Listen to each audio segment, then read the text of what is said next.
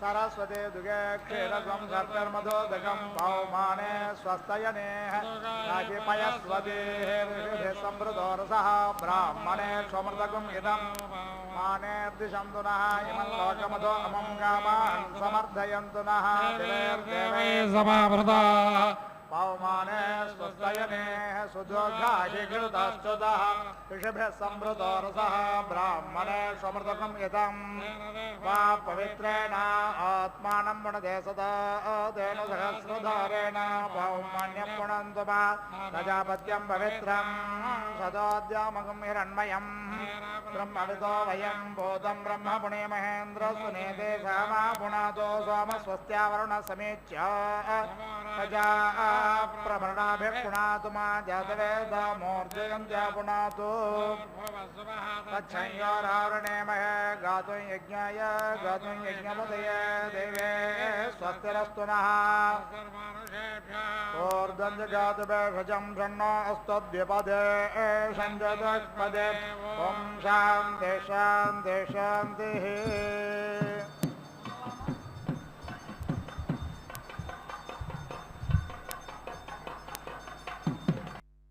ஓம் ஸ்ரீ பத்மாவதியை நமக. ஸ்ரீ அலர்மேல் மங்கா சமேத ஸ்ரீ சீனிவாச பரபிரமணே நமக. நமக்கமல வாசின்யை நாராயண்யை நமோ நமக. கிருஷ்ணப்பிரியாயை சததம் மகாலட்சுமியை நமோ நமக. கலியுக தெய்வமாம் திருவேங்கடமுடையானின் திருமார்பில் நீங்காத வீட்டிருக்கும் ஸ்ரீ பத்மாவதி எனும் அலர்மேல் மங்கை தாயாருக்கு அவளது மணாளரான சீனிவாச பெருமானோடு நடைபெறும் திருக்கல்யாண உற்சவம் இது. பக்தர்களே, இன்று வியாழக்கிழமை, குரு என்கிற ஆச்சாரியனுக்கு உகந்த நாள். நாமும் இன்று தாயாரை நமது ஆச்சாரிய ஸ்தானத்திலேயே வைத்து வழிபடுவோம். லக்ஷ்மிநாத சமாரம்பாம் நாத யாமுன மத்தியமாம் அஸ்மதாச்சாரிய பர்யந்தாம் வந்தே குரு பரம்பராம். பக்தர்களே, குரு என்கிற பதத்தில் கு என்கிற அக்ஷரம் அஜ்ஞானமாகிய இருளை சொல்கிறது. ரு என்கிற அக்ஷரம் அதை தடுப்பதை சொல்கிறது.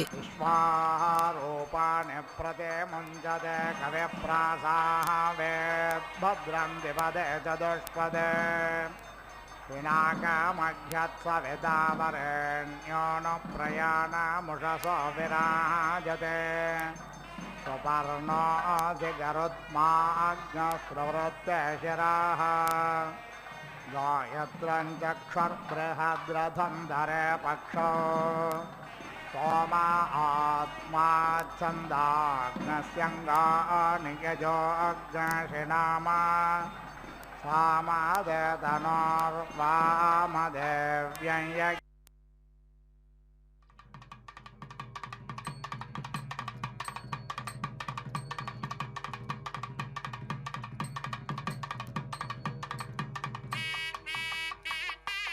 सपत्नः गायत्रं छन्द आरोह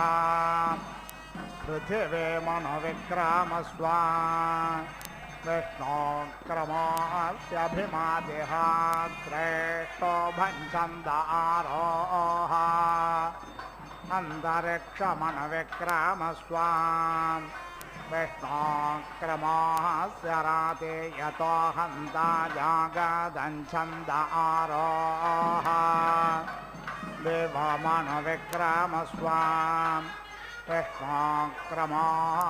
शत्रो यतो हन्ता नोष्टो भञ्छन्द आरोह दिशोऽनुविक्रामस्वा अक्रन्ददग्निस्तनयं निमद्योक्षामारेरेहद्वेरुधः समञ्जन् सद्यो जज्ञानो विहेमिद्धो अख्यदारोदसे भानुना भात्यन्तः अग्नेभ्यावर्त्यन्नभिमानि वर्तस्वायुषा वर्चसा प्रजया धनेन संयामेधया रय्या पोषेण अग्नेः अङ्गिरसदन्ते संस्वावृतः सहस्रं द उपावृताः अधा पोषस्य पोषेण पुनर्नो नष्टमाकृधे पुनर्नो रयमाकृधे पुनरोर्जानिवर्तस्व पुनरग्न इषायोषा पुनर्नः पाह्यज्ञः सह सहरय्यानिवर्तस्वाज्ञपिन्वस्वधारया विश्वप्स्या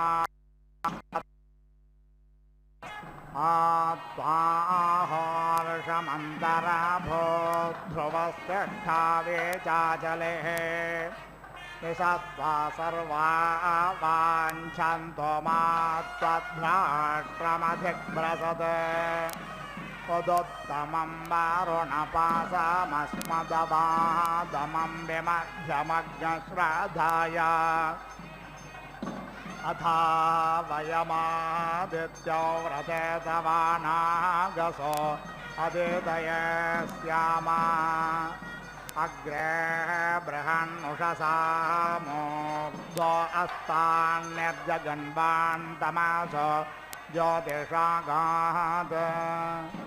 अग्निर्भानुनारुषदा स्वङ्ग आजातो विश्वासत्मान्यप्राः अग्नशश्चोचिषत्वसोरन्तरिक्षसद्धोता वेदिषदते धर्धरोणसत् वृषद्वारसदृतसद्यो मसदब्जा गोजारतज अद्रिजारतं बृहत् सेदत्वं मातुरस्य उपस्थे विश्वान्यज्ञवयुनानि विद्वान् मैनान् तपसामार्चिषाभिषो चेरन्तरस्याज्ञ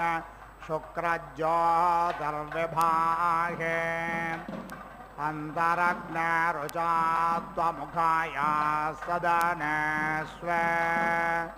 तस्यास्त्वज्ञहरासादपञ्जातवेद शिवो भवा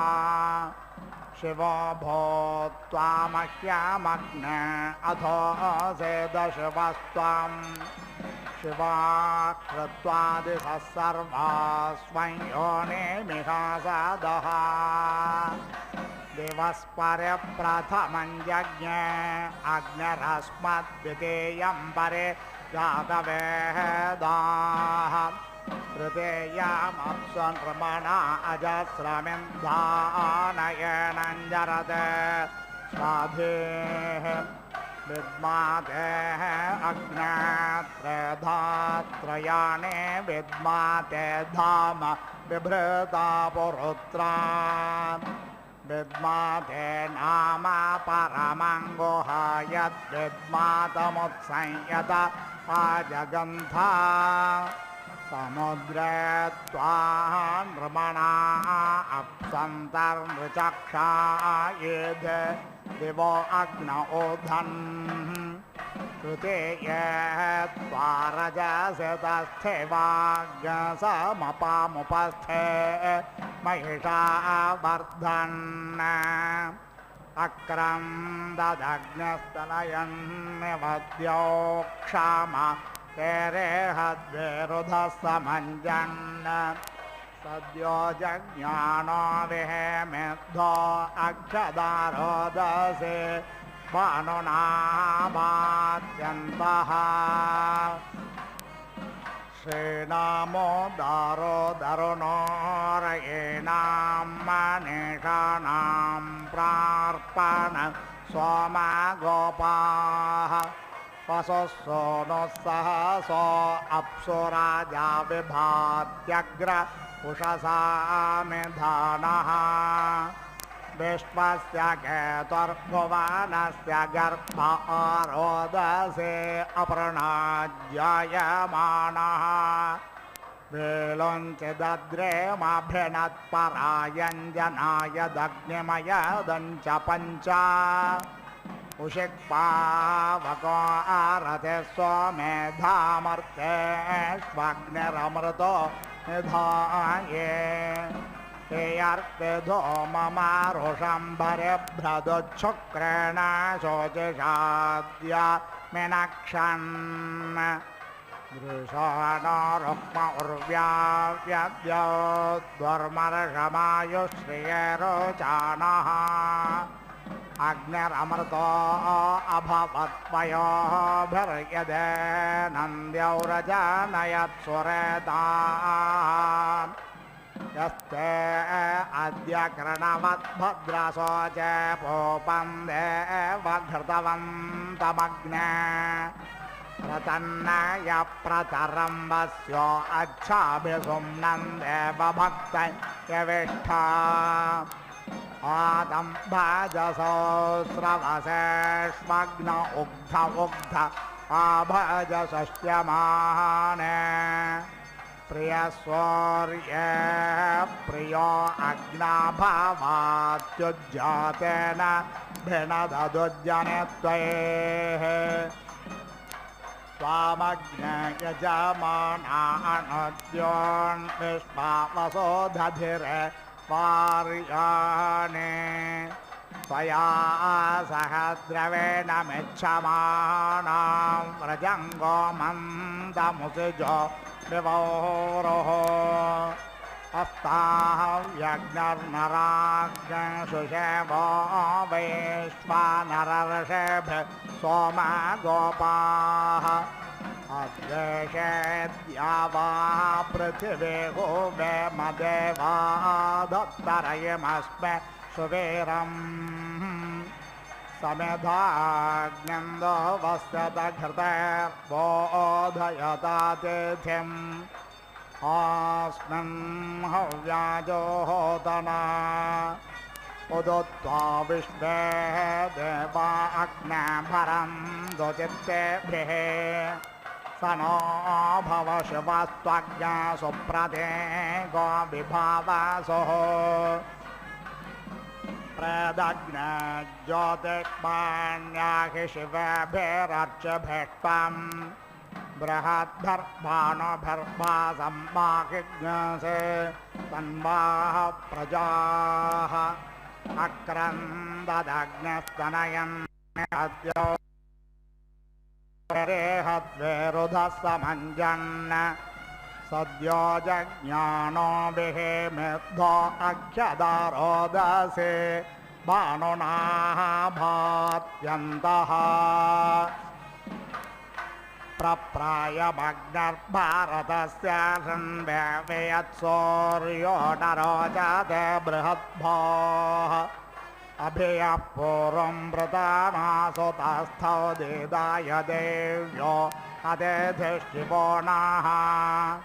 आपो देवे प्रते गृह्णेत भस्मै तत्स्यो न कृणुद्भग्य स्वरभावो लोके तस्मै नमन्ताञ्जनायत् स्वपत्न्यर्माते वा पुत्रं बिभृताप्स्वेनते अप्स्वग्ने सदिष्टवसौषधिरनोरुध्यसे गर्भे सञ्जायसे पुनः गर्भो अस्योषधीनां गर्भो वनस्पतीनां गर्भो विश्वस्य भूतस्याग्ने गर्भो अपामसे प्रसद्य भस्मनायो नेमपश्चा पृथिवीमग्ने सृज्या मातृभिष्पञ्ज्योतिष्मान् पुनरासादः पुनरासद्य सदनमपश्चा पृथिवीमग्ने शेषे माधुर्यथोपस्थेन्तरस्याग्निशिवतामः पुनरोर्जानिवर्तस्व पुनरग्न इषायोषा पुनर्नः पाह्यग्नः सः सहरय्यानिवर्तस्वाग्निपिण्डस्य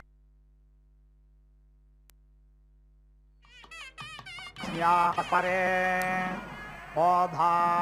मे अस्य वचसोऽयवेष्ठमग्निष्ठस्य प्रभृतस्य स्वभावः पीयादित्तो अनत्तो गृणाति वन्दारुष्टे तन्वं वन्दे अग्ने सबोधि सूर्यर्मघवा वसोपते वसोदावन् योऽध्यस्मद्वेषाग्नस्य विश्वकर्मणे स्वाहा पुनस्त्वादित्या रुद्रावसावस्समिन्धतां पुनर्ब्रह्माणो पशुनेधयज्ञे घृतेन त्वं तन्वं वर्धयस्व सत्यास्सन्त यजमानस्य कामा स्वाहा अपेतवे तवे च सर्पतातो यत्र स्थपुराणाय च नूतनाः अदात्यमो वसानं पृथिव्या अक्रन्निमं पितरो लोकमस्मै संज्ञानामसि कामधरानं मयेते कामधरानं भूयात् अग्निर्भस्मास्यग्निः पुरेशमसे चितस्थपरिचिता ऊर्ध्वचितश्रयध्वम् अयज्ञसो अग्निर्यस्मिन् सोममिन्द्रस्वतं दधे जठरे पावसानः सहस्रेयं वाजमत्यन्नसप्त्यग्ससवान् संस्तोयसे जातवेदः अग्नेयत्ते दिवि वर्चः पृथिव्यां यदोषधेष्वप्स्वाय जत्रा येनान्तरिक्षमुर्वा ददं धत्तेषः स भानुर्नवो नृचक्षाः अग्नेः दिवो अर्णमच्छाः जिघास्यच्छाः देवाः ओजिषधिज्ञाये यारोचन परस्तात् सूर्यश्च याश्चावस्तादुपतिष्ठन्त आपाः पुरेष्याः सो अग्नयः प्रावणेभिः सजोषसः युषन्तां यज्ञमद्रुहो नमीवा इषो महेः इलामग्ने पुरुदग्ने सग्ने हवामानाय साधा स्यान्न सोनुस्तनाय विजावाग्ने साधे स्वमतर्भो त्वस्मै अयन्ते यो न ऋत्वियो यतो जातो अरोजथाः तञ्जानन्नग्न आरोहाधानवर्धयारयम् अयमिह प्राथमोदाय धात्रभर्होदाय ज्येष्ठो अध्वरेष्वेड्याः यमप्रावानो भृगावो विरुरुचुर्वणेषु चित्रं बिभ्रं विषे अस्य प्रत्रामनद्युदग्ने शुक्रन्दो दुक्रे अक्रयः अयसहस्रसा मृषिम् अपेतवे च सर्पतातो यत्रस्थपुराणाय जनोदानाः अदाद्यमोऽवसानं पृथिव्या अक्रन्निमं पितरो लोकमस्मै संज्ञानामसि कामधरानं मयेद कामधरानं भूयात् अग्नेर्भस्मास्यग्नेः पुरेशमसि चितस्थपरिचिता ऊर्ध्वचितश्रयध्वम् अयज्ञसो अग्निर्यस्मिन् सोममिन्द्रसुतं दधे जठरे वावसानः सहस्रयं वाजमत्यन्नसप्यज्ञसवान् संस्तोयते जातवेदः अग्नयत्ते दिविवर्चः पृथिव्यां यदोषधेष्वप्स्वाय जत्रा येनान्तरिक्षमुर्वा ददं तत्त्वेषः स भानुरर्णवो नृचक्षाः अग्ने दिवो अर्णमच्छा जिगास्यच्छा देवां ओजिषेधिज्ञाये यारोचने परस्तात् सूर्यश्च याश्चावस्तादुपतिष्ठन्त आपाः पुरेष्यासो अग्नयः प्रावणेभिः सजोषसः युषन्तां यज्ञमद्रुहो नमीवा इषो महेः विलामग्ने पुरुदग्ने सग्नेसनेङ्गोष्वत्तमग्ने हवामानाय साधा स्यान्न सोनुस्तनाय विजावाग्ने साधे स्वमतर्भो त्वस्मै अयन्ते यो न ऋत्वियो यतो जातो अरोजथाः तञ्जानन्नग्न आरोहाधानो वर्धयारयम् चिदासितया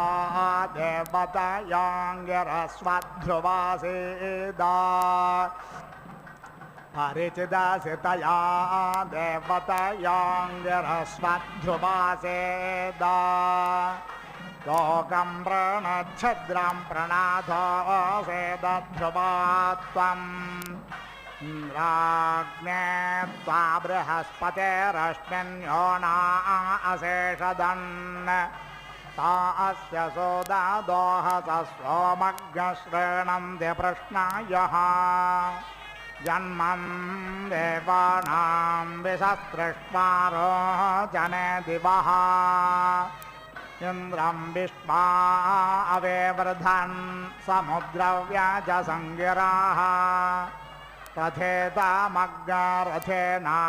वाजानाग्रसत्पातिं पतिम् समेतग्रसङ्कल्पेधाग्रसम्प्रेयो रोचष्णो सोमनस्य मानो एषमोर्जामभिसंवसानो संवामणाग्रसि संव्रता समोचित्तान्याकारम् अग्नेः पुरेष्याधिपा भवत्वन्न इषमोर्जञ्यजमानाय धेये अग्ने त्वं पुरेष्यारयिमान् पुष्टिमान् असि शिवा कृत्वादिशः सर्वास्वं योनिमिहासदः भवतन्नः समानसौ सचेतसा परेपसौ मायज्ञाहज्ञासष्टं मायज्ञपदिञ्जातवेदसौ शिवो भवतमद्यनाः मा देवा पुत्रं पृथिवे पुरेष्यामग्निस्मे योना अभारुखा तां विश्वैर्देवैरृतुभिः संविधानौ प्रजापतिर्विश्वकर्मा विमुञ्चतो असंवन्दमयजमानमिच्छस्तेन चेत्यामन्वेहितस्कारस्य अन्यमस्मदिच्छसात इत्यानमो देवी निररते तुभ्यामस्तु नमस्वते निररते दिग्मते जो यस्मयं विचृता बन्धमेतम् यमेन त्वं यम्यासं विधानोक्तमेन के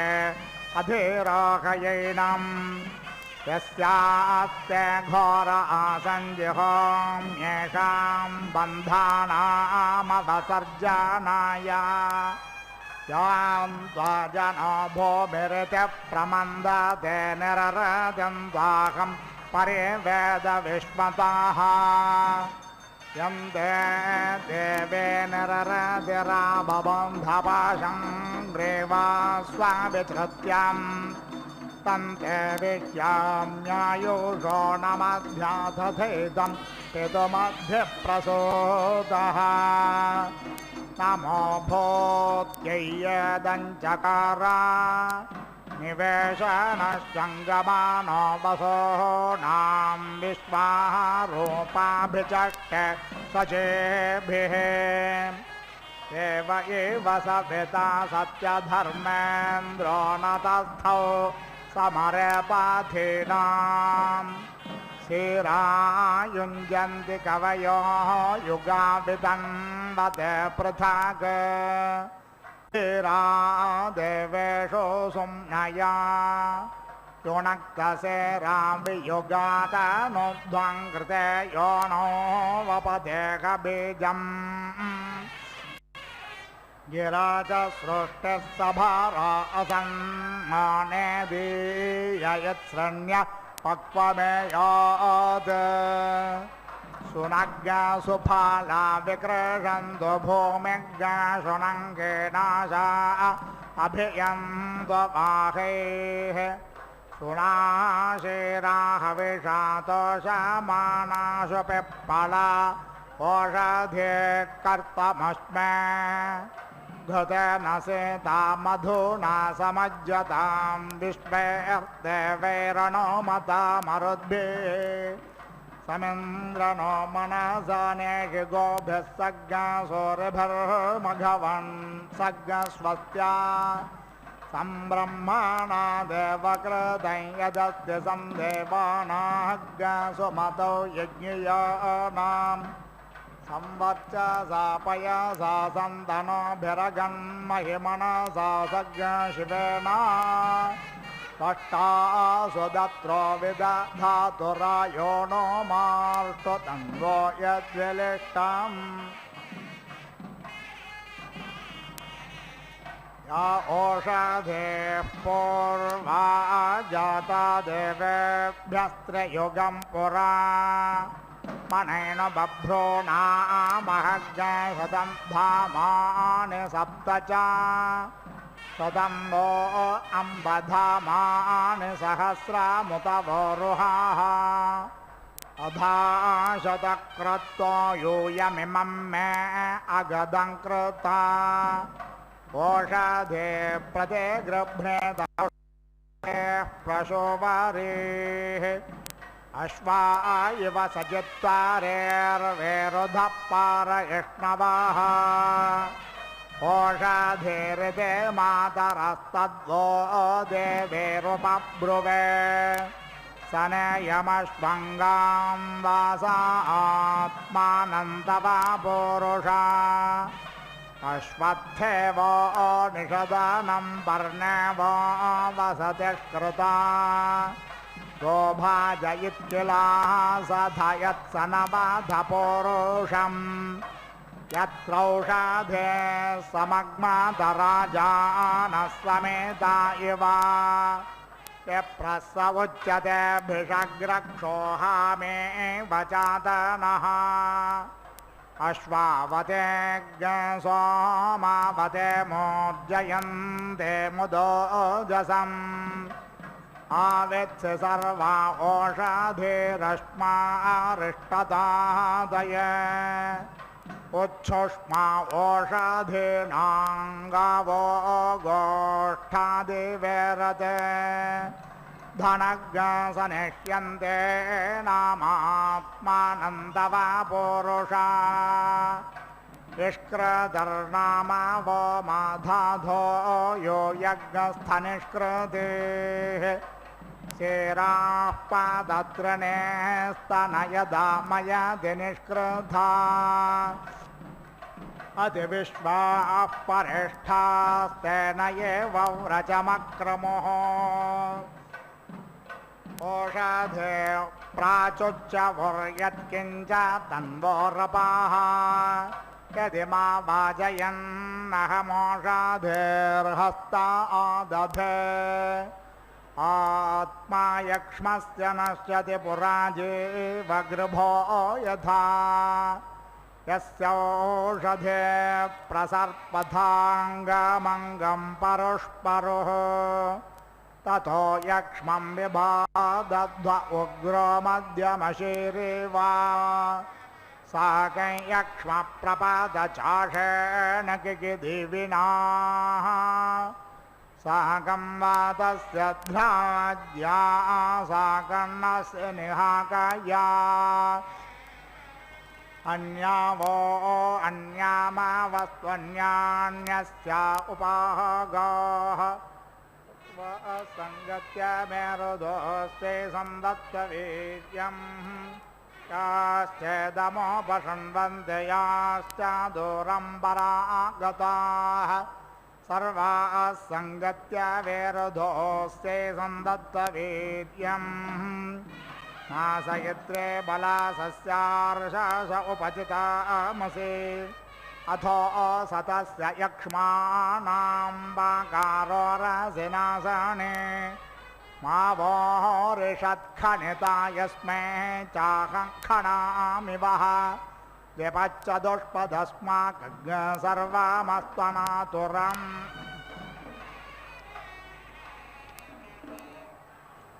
ओषधय प्रते गृह्णेत पुष्पावते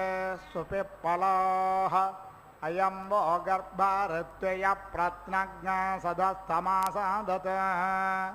विपाजसा पृथुनासो शोचानो बाधस्वद्विषो रक्षसो अमेवोः सुशर्माणो बृहतशर्माणश्चामग्नरहग्न सुहवस्य प्रणेतौ या ओषधे सोमराज्ञर्बह्वे सतवे चक्षणाः तासामसि त्वमत्तमारङ्कामाः ता ओषधे सोमराज्ञर्विष्ठेता पृथिवी मनो बृहस्पतिप्रसूता अस्यै सन्दत्तवीर्यम् याश्चेदमोपशृण्वन्ते याश्च दूरं परागताः सर्वाः संगत्य वेरुदोस्ते सन्दत्तवीर्यम् नासयित्रे बलासस्यार्षस उपचितामसि अथो सतस्य यक्ष्माणां वाकारो रसिनाशने मा वो ऋषत्खनिता यस्मै चाहं खणामिवः विपच्चदुष्पदस्माकज्ञ सर्वमस्त्वनातुरम्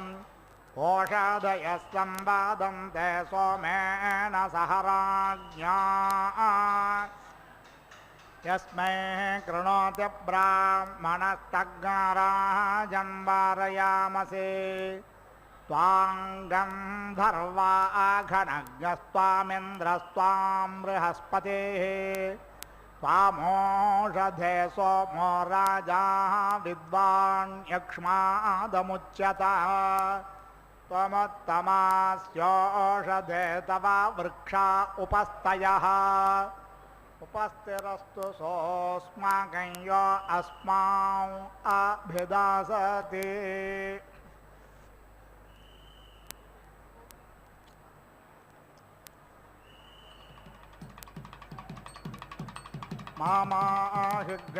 मामाहिग्सेर्जनितायः पृथिव्यायो वादिवग्सत्यधर्मां यानाट यश्चापस्तन्द्रा प्रथमो जजानकस्मै देवाय हविषा विधेमा अभ्यावर्तस्व पृथिवी यज्ञेन पयसा सह पपान्ते अग्नेशितो आरोहत् अग्ने यत्ते शुक्रं यच्चन्द्रं यत्पूतं यच्च यज्ञियम् तद्देवेभ्यो भरामसि इषमोर्जामहमित आदामृतस्य योनिं महिषस्य धारा आमाघोषो विषत्वादनोषु जहामि सेधिमणि राममेवाम् अग्ने तव श्रवो वयो महिभ्राजन्ते अर्चयो विभावसो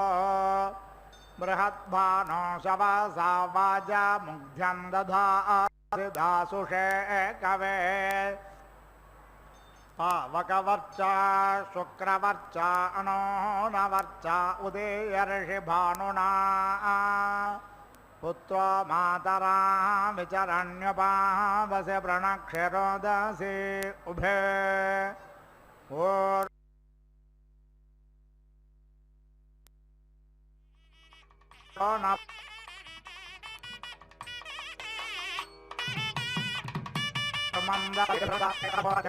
वामजाताः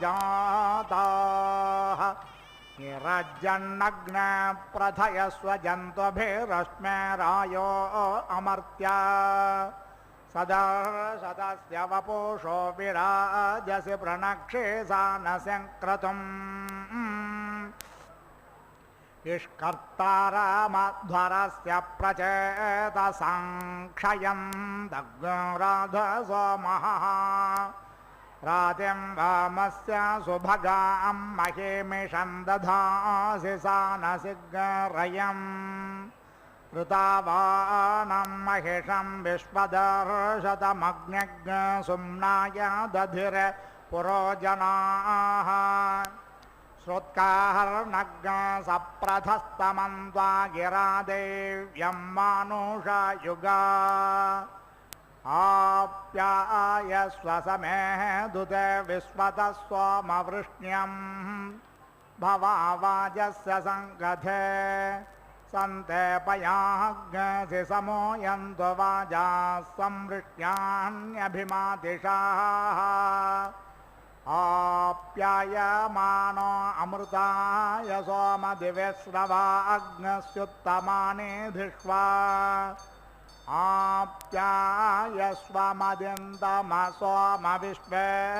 आप्यायस्वमदिन्दमसोमविश्वेभिरग्नसुभिः भवानः सप्रथस्तमः सखा वृधे आते वत्सोमनो यमत्परमाच्चित्सधस्थात् अग्ने त्वां कामया गिरा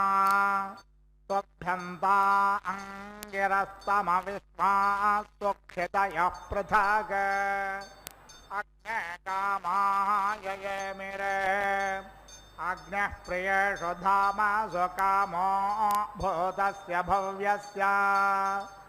सम्राले को विराजति मये गृह्णाम्यग्रे अग्न्यग्राय स्पोषाय सुप्रजास्ताय सुवीर्याय मामो देवताः सचन्दाम् अपां पृष्ठमसि योने समुद्रमभितः पिण्डमानम् वर्धमानो महां आचपुष्कर दिवो मात्रया वरिम्णा प्राधस्व ब्रह्मजज्ञानं प्रथमं पुरस्ताद्विषेमतस्वरुचो वेन आवह स बुध्न्या उपमा अस्य विष्ठा सतश्च योनिमसतश्च विवाह हिरण्यगर्भः समावर्तताग्रे भूतस्य जातः पतिरेक आसीत् सदाधारपृथिवीन्द्यामुते मां कस्मै देवाय हविषा विधेम द्रप्सश्च स्कन्दपृथिवी मनुद्यामिमं च योनिमनुयश्च पूर्वाः समानं योनिमनो सञ्चरं तं रप्सञ्जोहोम्यनो सप्तहोत्राः नमोऽस्तु सर्पेभ्यो ये के च पृथिवी मनो ये अन्तरिक्षे ये दिवितेभ्यः सर्पेभ्यो नमः या इषवो यातु धानानां ये वा वनस्पतिर्गणो ये वा वटेषु शरते तेभ्यः सर्पेभ्यो नमः ये वामीरो जने दिवो ये वा सूर्यस्य रश्मिषु येषाम् अप्सु सदस्कृतं तेभ्यः सर्पेभ्यो नमः शृणुष्व पाजप्रसेदिन्न पृथ्वी आहिराजे वामावां इभेन विश्वे मनुप्रसेदिं रोणानोस्तास्य विद्या रक्षसस्थपिष्ठैः तव भ्रमासा आशु यापतन्त्यनुस्पृशधृषत शोषोचानः तपोग्नश्यग्ने जुह्वा पतङ्गानसन्दितो विसृज विश्वगुल्काः प्रतितो विसृजतोर्नेतमो भवापायुर्विशो अस्य अदब्धः यो नो दूरे अघशग्नसो यो अन्त्यग्नेमाकष्टे व्यधिरादधर्षेत् उदग्नेतिष्ठप्रत्यातनुष्मन्यमित्रा ओषधात्तिग्महेते यो नो अरातिग्नसमिधानचक्रने चादन्ध्यक्ष्यदसन्नसुष्ण. பக்தர்களே, தாயாரின் திருக்கல்யாணத்தில் இப்போது தாயாருக்கு சமர்ப்பிக்க இருக்கும் அந்த திருமாங்கல்யத்துக்கு ஷோடச உபச்சாரங்கள் செய்து கொண்டிருக்கிறார் அர்ச்சக சுவாமி. பக்தர்களே, தாயாரான திருமகள் எதிலெல்லாம் வசிக்கிறாளோ அதெல்லாம் நமது வணக்கத்துக்குரியவை. அதனால்தான் அந்த தாயார் ஆவிர்பவித்த திருப்பார்க்கடலை திவ்ய தேசமாக வணங்குகிறோம். எம்பெருமான் ஸ்ரீமன் நாராயணனும் அந்த ஸ்தலத்தின் மகிமையால் ஆக்கர்ஷிக்கப்பட்டு அங்கே சயன திருக்கோலத்தில் சேவை தருகிறார். தேவர்களும் ரிஷிகளும் பகவானிடம் விண்ணப்பிக்க தங்கள் குறைகள் தீர முறையிடுவது இதோ இந்த திருப்பார்க்கடல் திவ்யக்ஷேத்திரத்தில்தான். தேவியின் திருக்கண்கள் எந்தெந்த திசையில் திரும்புகிறதோ அங்கெல்லாம் செல்வங்கள் வெள்ளமென பெருகுகிறதாம். அஷ்ட ஐஸ்வர்ய அவாப்னோதி குபேர இவபூதலே. அவளுடைய கடைக்கண்ணின் பார்வையே போதும் நமக்கு எல்லையற்ற செல்வத்தை தருமாம். இதைத்தான் லக்ஷ்மி கடாட்சம் என்பார்கள். பாவமோ புண்ணியமோ எதை செய்தவர்களானாலும் ஒரு ஆச்சாரியரிடம் சென்று பிரபத்தி பண்ணினால் அந்த ஆச்சாரியன் அவற்றை ஏற்றுக்கொண்டு தஞ்சமடைந்தவர்களை கரையேற்றுவார் அல்லவா? அதே போலதான் தாயாரும் தன்னிடம் சரணம் என்று வந்த பக்தர்களுக்காக எம்பெருமானிடம் சிபார்சு செய்து பகவானின் சீற்றத்தை தணிப்பாள். திருவுடன் சேர்ந்த அந்த நாராயணன் திருநாராயணன். ஆகவேதானே பேயாழ்வாரும் திருக்கண்டேன் பொன்மேனி கண்டேன் என்று பாசுரமிட்டு முதலில் எம்பெருமானின் பக்தஸ்தலத்தில் வீட்டிருக்கும் அந்த ஸ்ரீதேவி தாயாரை கண்டேன் என்கிறார். அப்படிப்பட்ட தாயார் நமது ஸ்ரீ பத்மாவதி தாயார். சரசிஜ நயனே சரோஜ ஹஸ்தே தவள தராம் சுககந்த மால்ய சோபே பகவதி ஹரிவல்லபே மனோக்யே திரிபுவன பூதிகரி பிரசீத மக்கியம் என் தாமரை மலரில் வீற்றிருப்பவளும் வாசனை திரவியங்களால் சோப்பையுடன் விளங்குபவளும் சகல லோகங்களுக்கும் தனது தாமரை போன்ற திருவழிகளால் அருள் மழையை வழங்குபவளான ஸ்ரீமன் நாராயணனின் பிராணேஸ்வரியான உன்னை போற்றி வணங்குகிறோம் என்பது அந்த ஸ்லோகத்தின் பொருள். திருமலை திருவேங்கடநாதனின் திருமார்பில் 3 இதழ்கள் கொண்ட முக்கோண வடிவில் பொறிப்பித்திருப்பார்கள். இதன் நடுவில் ஸ்ரீ மகாலட்சுமியின் ஸ்வரூபம் இருக்கும். இதைத்தான் ஸ்ரீவத்சம் என்கிறார்கள். இதை பீடமாக கொண்டு தாயார் எம்பெருமானின் திருமார்பில் வீற்றிருக்கிறாளாம் திருமார்பு நாச்சியாராக. திருமலைநாதனுக்கு நடைபெறும் நிர்மால்ய தரிசனத்தின் போது இந்த அபூர்வமான விசேஷத்தை நம்மால் தரிசிக்க முடியும். அப்படிப்பட்ட அந்த தாயாரே நமது ஸ்ரீ பத்மாவதி தாயார். அலர்மேல் மங்கை உரை மார்பனை அந்த எம்பெருமானின் திருக்கரங்களால் இப்போது திருமாங்கல்ய தாரணம்.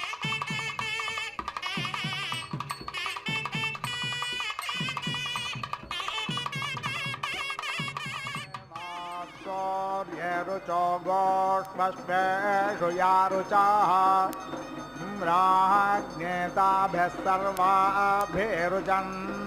धत्त बृहस्पते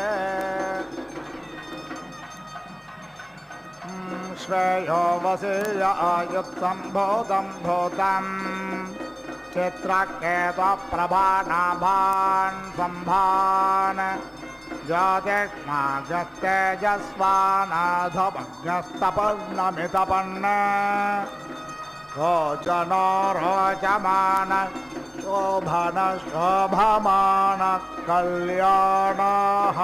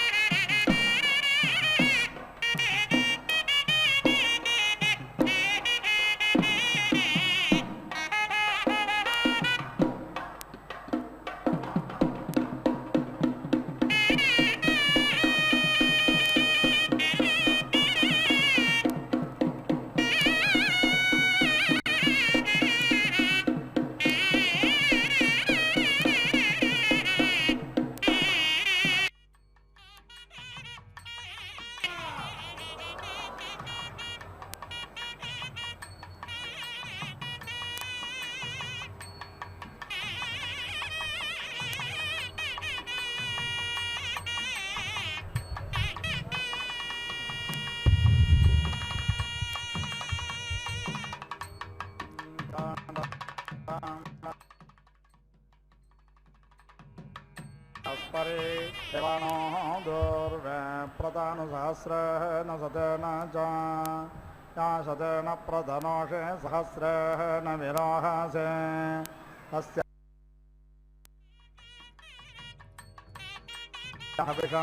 वयं यास्ते अग्नेसूर्ये रुचो गोष्वश्वेषु या रुचः इन्द्राज्ञेताभ्यः सर्वाभिरुचन्नो धत्त बृहस्पते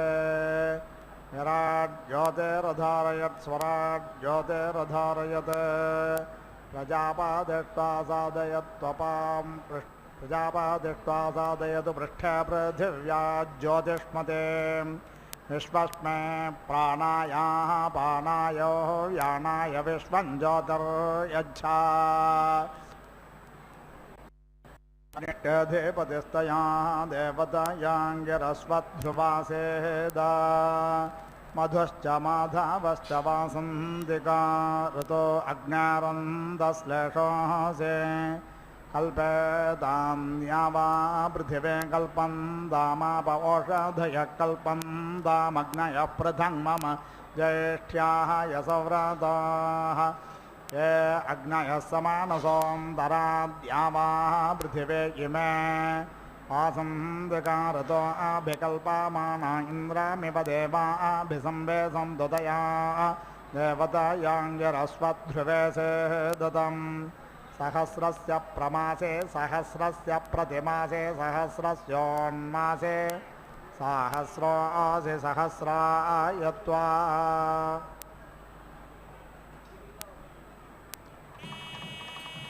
अह्लासि सह माना सहस्वराः ते सहस्वप्रतना यतः सहस्रवीर्यासि समाजन्वा सहस्वेमाभिमादे सहस्वप्रतना यतः सह स्वसर्वं पाप्मानज्ञ सह मानास्योषधे मधुवातारदायत मधुक्षरं दसन्धवः माध्वेर्नस्तन्तोषधीः माधुनक्तमुतोषसो मधुमत्पार्थे वग्नरजाः मधुद्यौरस्त्वनः पिता मधुमान् वनस्पतिर्मधुमाँ अस्तु सूर्याः माद्वीर्यावो भवन्तु नः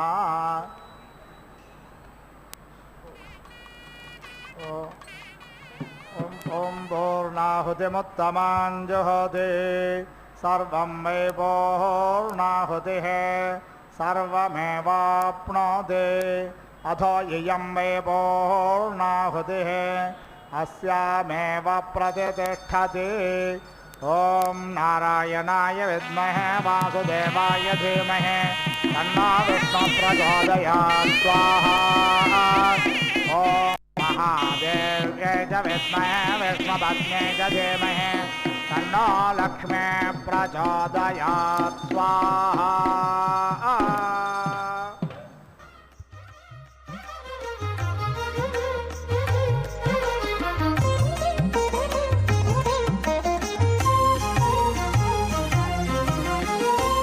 కలకల నవ్వు తోడ కలికి చూపుల తోడ కలకల నవ్వు తోడ కలికి చూపుల తోడ అలబలములు చేసి అలమేలు మంగ కలకల నవ్వు తోడ కలికి చూపుల తోడ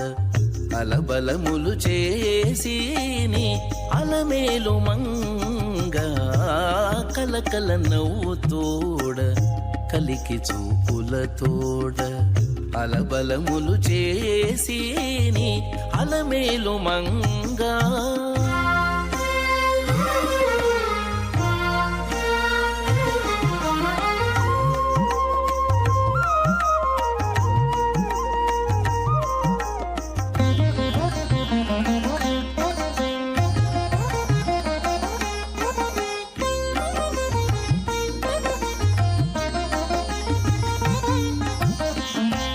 బోనమింటిలోన నుండి పొద్దు వద్దు హరికి సేనగా వింత చవులు సేయించి బోనమింటిలోన నుండి పొద్దు వద్దు హరికి సేనగా వింత చవులు సేయించి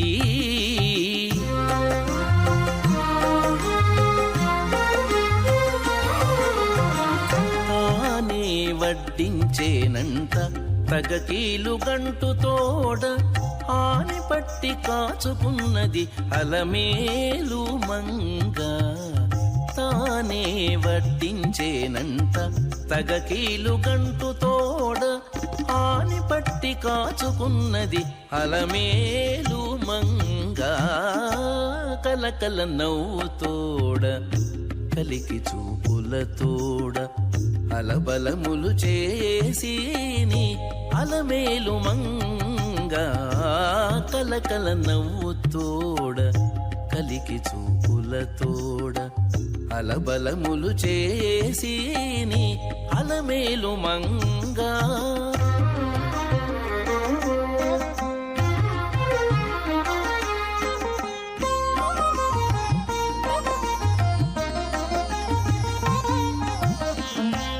పైడి పీట మీద చక్కగా కూర్చుండి పరిచారకులతో పెక్కు సొమ్ములు నించుక పెద్ద పైడి పీట మీద చక్కగా కూర్చుండి పరిచారకులతో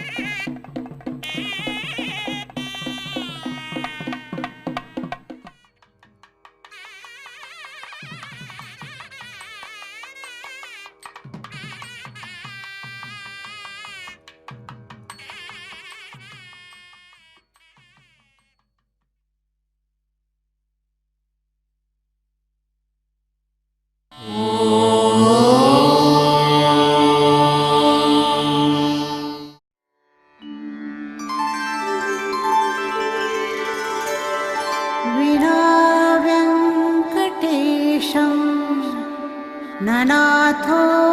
ननाथः सदा वेङ्कटेशं स्मरामि स्मरामि। हरे वेङ्कटेश प्रसीद प्रसीद। प्रियं वेङ्कटेश प्रयच्छ प्रयच्छ।